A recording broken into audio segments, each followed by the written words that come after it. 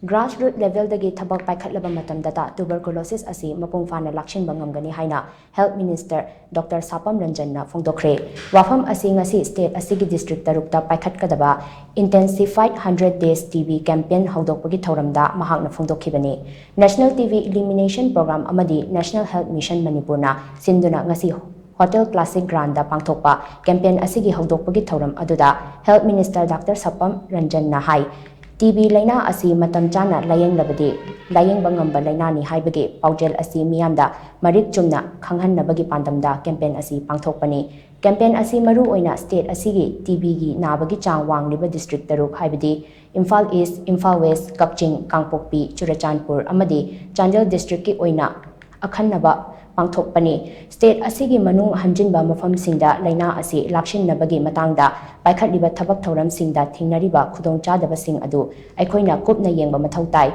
mafamsingda thingnariba awatpasing asi kupna yengshinba changi laina asi screening chathabada mathau taba khusu khulai singi phibam aikoina kupna yengsinba mathau tai laina asi khangdokpada yamna maru oiba khulai ama oiriba x-ray machine sing asi state na chalaiba hospital ayambada leiramle adubu kumjali sing ani kunmithoida lengakna pilot project ama paikhatuna thabak paikhatpa haurakpadagi ngasigi tongan ba lengake hospital yangkhai humdoida matamga chanaba afaba makhalgi x-ray machine sing asi thambangamle masina ngasidi TB laina thengnabagi ranjang asida achauba ngaklau ama oiri TB laina asi Mapung Phana Lakshinba haibasida khwaidagi maru oiba asi grassroots level da ningthina thabak paikhatpa asini maram aduna district singi CMO amadi DTO ge thaudang yamna maru oi hainasu mahakna makhataki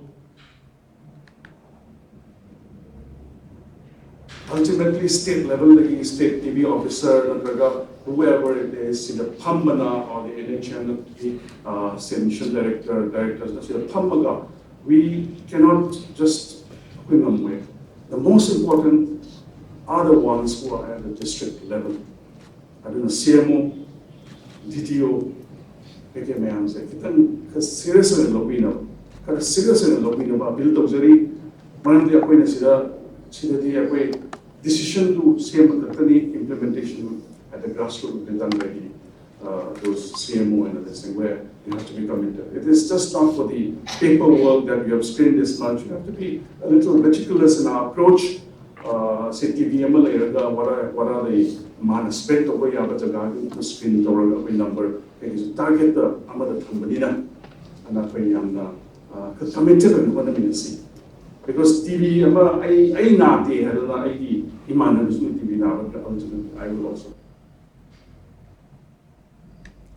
Campaign adu Health Minister Dr. SAPAM RANJAN na haunabi matung inna launch tawraba matung TB diagnosis ta sizinnagadaba medical mobile van amasu lamthakhi ngasigi thauram aduda Health Minister Dr. SAPAM RANJAN Health Services Manipur gi Director Dr. Chambo Golmai Health and Family Welfare gi Special Secretary Hongyo Warsang NHAINA Manipur gi State Mission Director Dr. M. Dinesh Amadi National Health System Resource Center NHSRC gi Advisor A. Srivastava Mathangshitna Chief Guest President Amadi Guest of Honor oina sarugyakhi